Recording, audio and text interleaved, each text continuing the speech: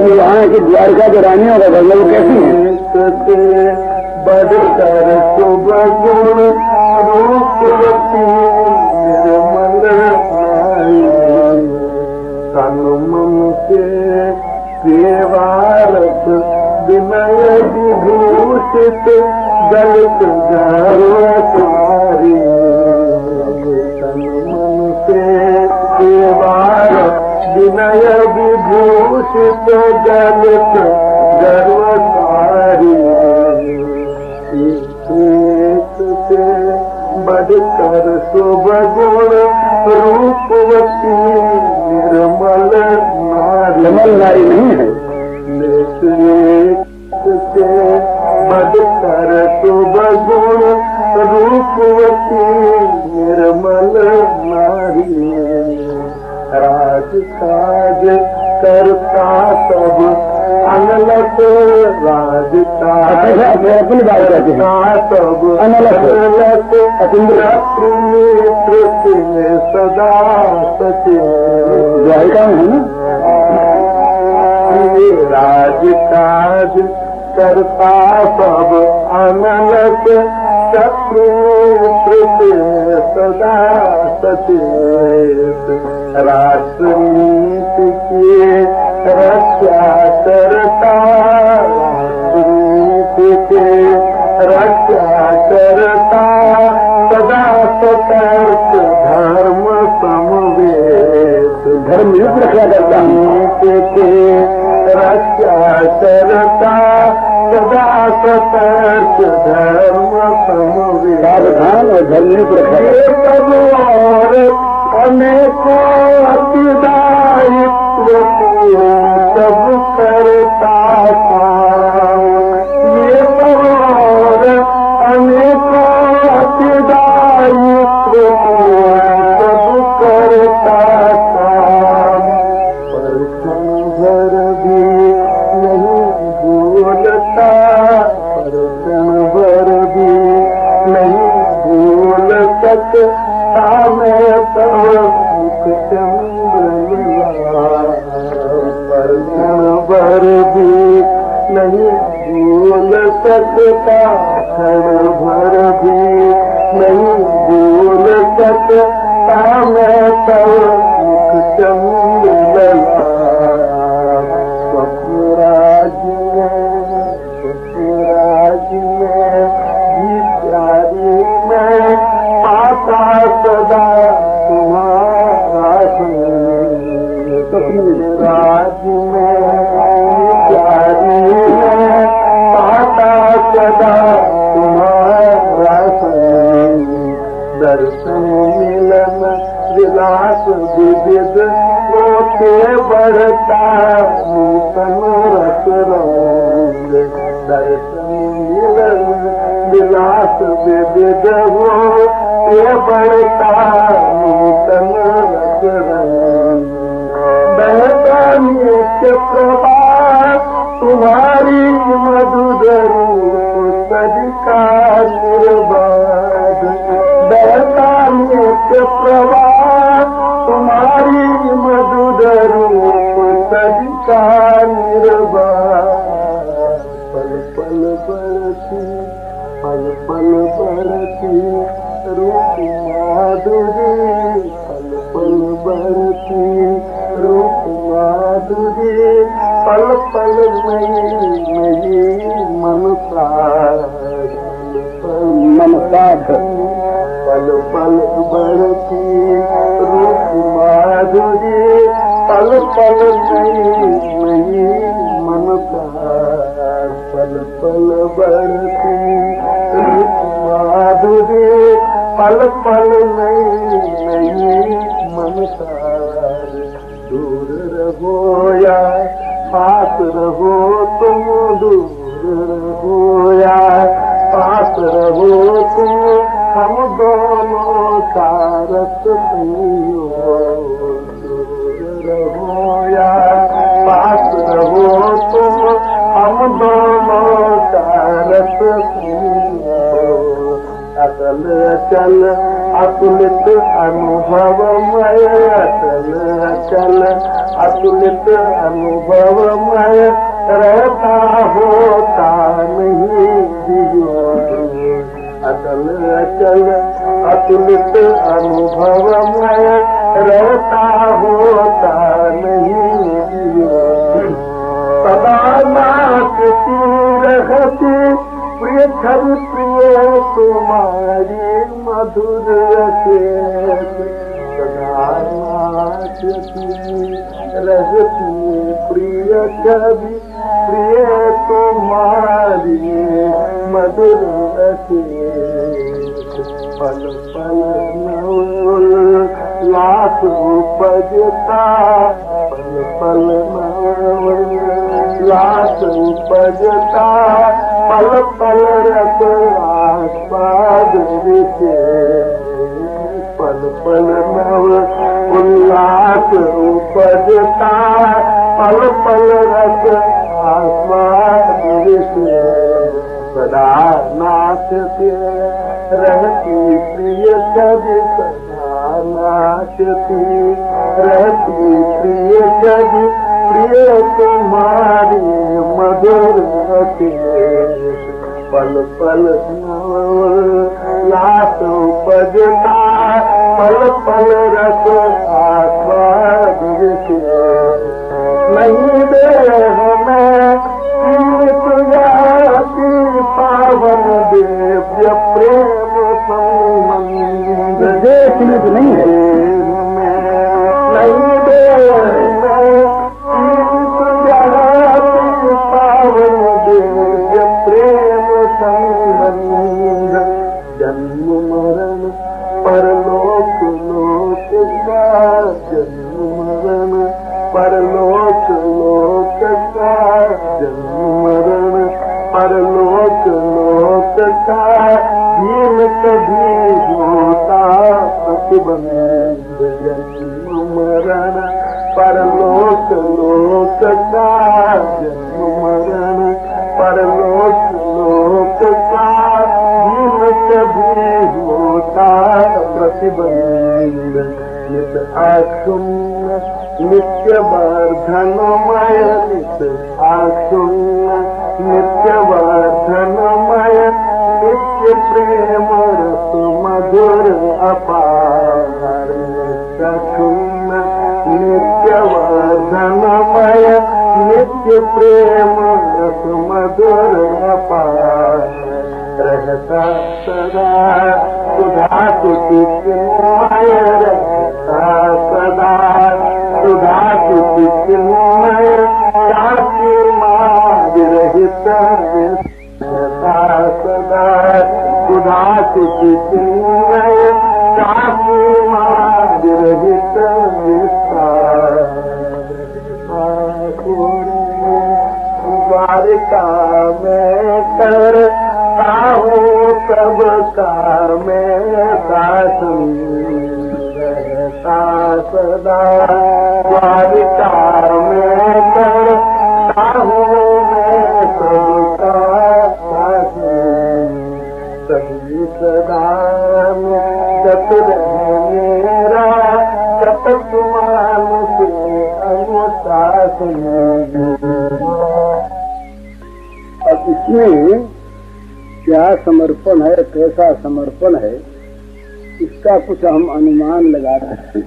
ये भगवान के उद्गारों से इस प्रकार का समर्पण, जिस समर्पण में सृष्टिकर्ता, पालनकर्ता, संहारकर्ता और उन कामों में प्रवृत्त रहते हुए ही भगवान सर्वथा और सर्वदा उस प्रेमी का अपने हृदय में सतत निवास देखते हैं, और भगवान का हृदय नित्य निरंतर प्रफुल्लित होता रहता है उस प्रेमी के छवि माधुरी को देखने। तो इसके मूल में क्या है? इसके मूल में है समर्पण, इसके मूल में अपने आप को दे डालना। प्रारंभिक जिसका पाठ भगवान ने अर्जुन को दिया, सर्वधर्मान परित्यज्य माम एकम, एकम है बोला, माम एकम शरणं व्रज अहं त्वा सर्व पापेभ्यो मोक्ष इत्यादि नाशुत। तो यह अर्जुन के मन में पाप की भीति है और पाप है इस प्रकार की कोई कल्पना भी है। नहीं तो पापों से मुक्त कर दूंगा ये कहना कोई सार्थक नहीं होता। लेकिन वो कहते हैं कि पाप कुछ नहीं, तुम सब धर्मों का त्याग कर। धर्मों के त्याग का कोई दूसरा अर्थ नहीं है, सर्वधर्मान है वहाँ पर, आश्रय वाश्रय नहीं, सारे धर्मों का त्याग करके। और ये है भी ठीक, एक के होने पर अन्य धर्म नहीं रहते महाराज। एक धर्म एक वचन नियमा काय वचन मन पद प्रेमा, दूसरी वस्तु नहीं रहती, दूसरा भाव नहीं रहता, तो दूसरे धर्म रहे कहाँ। लोग धर्मान का गोकर्ण जी, तो धर्म सकतम एक धर्म रह जाता है।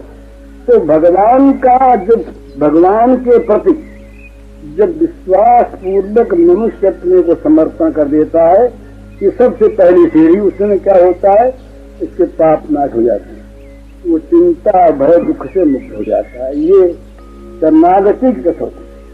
साफ शब्दों में भगवान ने कहा, हम तो सर्पादुल मुक्त हैं मात्र, तुम एक मेरे शरण में आ जाओ, फिर ये चिंता पाप दुख ये मिट जाएंगे। ये पहली सीढ़ी। सन्मुख हो जिए मुझ जबही कोट जन्म अधनाशं तबही हृदय प्रपन्नाय तवास्मित। ये भगवान के वाक्य हैं। इसके बाद जब इस शरणागति से आगे बढ़कर, शरण्य श्लोक के आगे बढ़कर जब वो भगवान को प्रेमास्पद मान लेता है और जब शरणागत अपने आप को भूल जाता है, अपने आप को पूर्ण रूप से शरणागति दासी भक्ति में हो जाती है।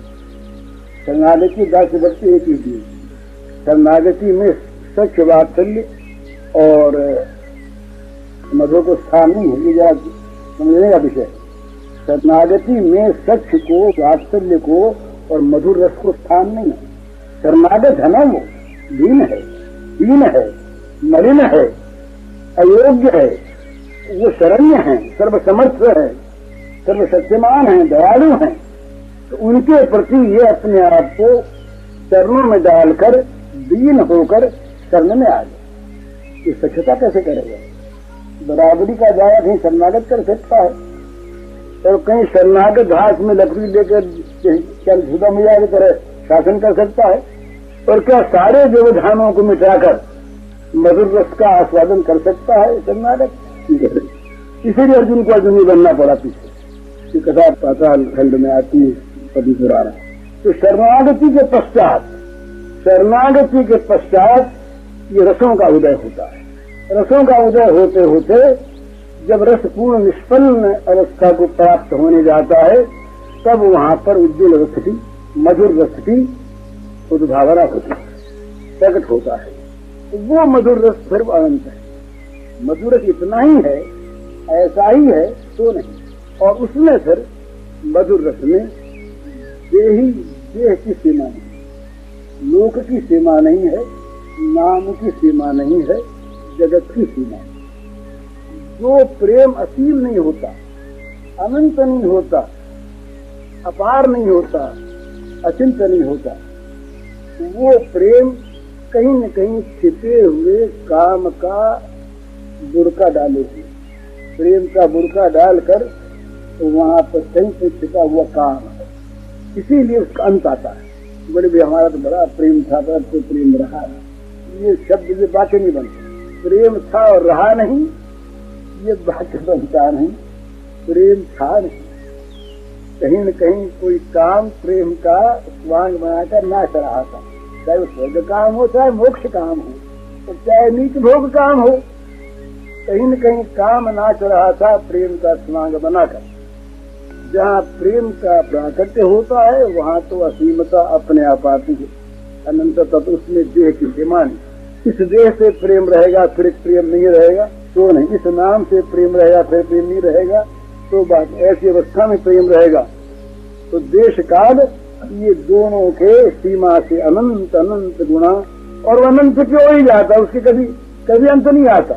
प्रेम की सीमा का निर्धारण नहीं होता कि भाई सर्वथा और सर्वदा जगत की सत्ता नहीं रही, एक ब्रह्म सत्ता रह गई, अब अज्ञान का अंत आ गया। अंत अज्ञान का आता है ज्ञान के सूर्योदय होने पर प्रेम का अंत नहीं आता। प्रेम का अंत प्रेमास्पद की प्राप्ति के बाद नहीं आता। अज्ञान का अंत ज्ञान होने पर आ जाता है, अंधकार का अंत प्रकाश होने पर आ जाता है, परंतु प्रेम का अंत प्रेमास्पद के मिलने पर नहीं आता। होता ही नहीं, वो तो और बढ़ता है। वो नित्य पवित्र है, नित्य वर्धनमय है, और नित्य वो नव नव रसमय है, नव नव रसमय। तो वहां पर तो ये चिंता भय तो तब हो कि जो चिंता भय के लिए कोई आधार हो, चिंता भय के लिए कोई क्षेत्र हो, कोई जगत हो, कोई देश हो, कोई हृदय हो, जहाँ चिंता भय रह सके। स्थान तो नहीं है मन में ब्रह्म को रखने के लिए, व्यापक ब्रह्म को हृदय में बसाने के लिए स्थान नहीं बचता।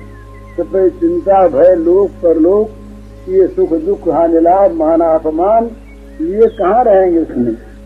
ये तो बहुत दूर की, ये दूर दूर ये तो भाग जाते हैं। ये जितने भी द्वंद्व हैं, सारे द्वंद्व भाग जाते हैं, पास नहीं रहे। तो सबसे पहले करना यह है कि उनकी मंगलमयी कृपा पर विश्वास है, और वो कृपा इतनी अबाध और इतनी अभेदमयी है कि उसकी उस कृपा के लिए विश्वास के अतिरिक्त किसी भी और अधिकार की योग्यता की आवश्यकता नहीं। ब्राह्मण हो चांडाल हो, पुरुष हो स्त्री हो, वृद्ध हो बालक हो, निरोग हो रोगी हो, धनी हो गरीब हो, किसी देश का, किसी वेश का, किसी वर्ण का, किसी जाति का, किसी धर्म का, पापी निष्पापी कोई प्राणी हो, पुरुष नपुंसक नारी नर जीव चराचर को, बस कोई हो जिसने विश्वास पूर्वक अपने आप को भगवान के चरणों में डाल दिया, बस उसको भगवान ने अपनाया। जहाँ भगवान ने अपनाया, पहली चीज तो ये हो गई कि जीवन सुखी हो गया। जीवन सुखी महाराज होगा नहीं, ये जो हम लोग देखते हैं ना, तभी हम लोग भोगों से सुख की आशा रखते हैं। ये कितना बड़ा महान अज्ञान है। आज तक के जगत के अचिंत कल्पों के इतिहास में भी कभी ये चीज बनी नहीं, बन सकती नहीं कि किसी को भोग से शांति सुख मिला है ही नहीं। जहां मिलेगा वहां त्याग से मिलेगा, प्रेम से मिलेगा, वो तो अलग चीज है। तो ये भ्रांति, भोगों में सुख की कल्पना, और इस कल्पना का सबसे बड़ा निकृष्ट दोष भगवान तक की विस्मृति। सबसे बड़ा अभाग्य दुर्भाग्य पाप भगवान की विस्मृति। भगवान को भूल जाने के समान दुर्भाग्य नहीं, पाप नहीं, मूर्खता नहीं, बुरा कर्म नहीं। भगवान की विस्मृति करा देती है हमें भोग की स्मृति। तो ये अब इसमें प्रेम कहाँ से आ गया? इसलिए पहले उनकी शरण हो, अपने आप को दीन अयोग्य साधनहीन बलहीन सर्वथा अनधिकारी मानकर, जैसे छोटा बच्चा स्वाभाविक माता पर निर्भर करता है, उसका मनमाद होती है, माँ साफ करती है। इसी प्रकार भगवान माँ के हम छोटे शिशु की भांति चरणों पर जन्म उसके बन जाए इस रूप में, तो पहले तो हमारा मल धुलेगा, मल धुलेगा। रस का जो राज्य है ना, वो बड़ा पवित्र है, तो बड़ा त्यागमय है। रस का राज्य त्याग से शुरू होता, नहीं तो बीस कुरस अरस होते हैं, रस नहीं होता। रसो वैसा, रस तो वो भगवान, तो उन रस में जब हम जा करके प्रवेश करना चाहते हैं तो अरस के राज्य से, विरस के राज्य से और कुरस के राज्य से हमें बाहर निकलना पड़ेगा। इनको छोड़ करके यहाँ तो अरस है, अरस कुरस, तो इनके राज्य से हमें, माने जहाँ रस है ही नहीं वो अरस, जहाँ विपरीत रस है वो विरस, तो जहाँ कुत्सित रस है वो कुरस। तीन है अरस, विरस, कुरस। इन तीनों के राज्य से जब हम निकल जाएंगे, तीनों के राज्य से जब हम बाहर हो जाएंगे, तब हम रस के राज्य में प्रवेश करेंगे। रस के राज्य में प्रवेश होने पर वहाँ सक्षत्व का आरंभ, दास शरणागति में आ गया, उसके बाद से सक्षत्व का आरंभ होता है। वहाँ पर भी अभी दूरी है, वात्सल्य में भी दूरी है, वात्सल्य में भी सर्वांग समर्पण नहीं है। मधुर इसीलिए उसका नाम मधुर है। मधुर में पूर्ण समर्पण है, और समर्पण करने वाला फिर अपने को खो देता है। हेरत हेरत हे सुखी हेरन गयो हेरा, वो हेरन ढूंढने वाला खोजा, ढूंढने वाला खो गया। आपने देखा रास पंचाध्यायी में जब भगवान वहां पर छिप गए वे कहीं नहीं रहे, वहीं देखते रहे, उन्हें काम दिख रहे, तुमको नहीं दिखे, हमको देख रहे, तुम्हारे रस का अधिक अधिक विकास हो, इसके लिए हम छिपे थे, देख रहे थे। और वहां क्या हुआ, इतना श्री गोपांगनाओं का, गोपांगनाओं की तन्मयता हुई कि अपने आप को उन्होंने खो लिया, लीला करने लगी उन्हीं की। कि कृष्ण पहला प्रेम बेचित्त तो हुआ राधा रानी, गए नहीं थे, वो थी तोड़ नहीं, तो प्रेम बेचित्त हो गया, छोड़ गए। ये भाव है वहां। तो भगवान का दर्शन हुआ, उसमें भगवान कहेगा वो प्रेम वैचित्र की अवस्था राधा जी का प्रेम वैचित्र है। राधा जी क्रोध में थी और राधा जी को भान हो गया, और तो इस प्रकार से अपने आप को जब खो देता है, तब रस का वहां पर प्रादुर्भाव होता है। रस आगे बढ़ते बढ़ते जब उज्ज्वल रस में, महान मधुर रस में परिणत हो जाता है, तब वो पूर्ण समर्पण में समर्पण करने वाला मिल जाता है। फिर उनकी लीला उनके अपने क्षेत्र में, उनके अपने द्वारा होती है, अपने दो रह करके लीला करते, सदा एक पर सदा बने दो बनने पर भी एकता में कहीं भी जरा भी किसी प्रकार भी त्रुटि नहीं आई, त्रुटि आई नहीं, दो बने। तो इस प्रकार से वो भगवान की हृदय में भक्त और भक्त की हृदय में भगवान, हृदय दोनों का एक ही, दो हृदयों का निर्माण कर लेते हैं। वहाँ भगवान लीला के लिए दो हृदयों का निर्माण कर लेते हैं, हृदय एक ही है, एक आत्मता ही है। ये तीन भाव होते हैं उसमें। तभी भाव होता है अपने आप को भूल करके राधा मान लेते हैं हम कृष्ण, और तभी अपने आप को भूल कर कृष्ण मान लेते हैं हम राधा। और कभी जब दूसरा भाव जागृत होता है, तब मानते हैं कि हम तो दोनों एक। श्रीमद देवी भागवत में बड़ा सुंदर एक प्रसंग आया है महाराज, बड़ा सुंदर। ये श्री गोलोक धाम में रास मंडल में तमाम देवता आते हैं, ब्रह्मा इत्यादि का। उन्होंने आकर के देखा कि रास मंडल में सब के सब श्री कृष्ण ही कृष्ण, दूसरा कोई है नहीं, एक रूप अनंत। दूसरे क्षण देखा कि सब राधा ही राधा है, कृष्ण है ही नहीं। तीसरे क्षण देखा कि श्री कृष्ण है और उनकी हृदय में राधा मूर्तिमान। राधा कृष्ण हो जाना, कृष्ण राधा हो जाना, दोनों की एक में। ये 9 स्कंध में देवी भागवत में प्रसंग, बड़ा सुंदर प्रसंग। तो ये जो है रस, इस रस की उद्भावना, रस का प्रादुर्भाव ये रस के क्षेत्र में होता है। रस के क्षेत्र, रस का जो क्षेत्र है वो है हृदय। हृदय को रस के लिए पहले प्रस्तुत कर, तैयार कर। काम कलुषित हृदय में ये रस नहीं है।